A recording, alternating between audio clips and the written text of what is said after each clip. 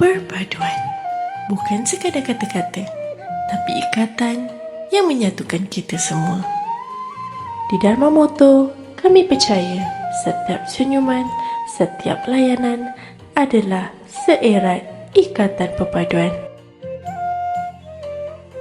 Motto bukan sekadar kenderaan, tapi penghubung perjalanan bawa kita ke destinasi dan dekatkan hati dengan hati.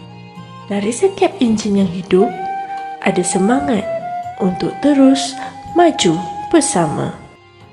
Dharma Motto bukan hanya tentang motor, tapi tentang keluarga, tentang kita, tentang perpaduan.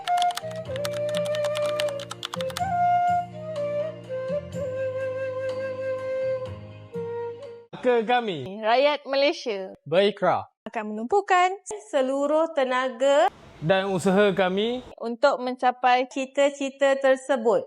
berdasarkan atas Prinsip-prinsip yang berikut: kepercayaan kepada Tuhan, kesetiaan kepada raja dan negara, keluhuran perlembagaan, kedaulatan undang-undang.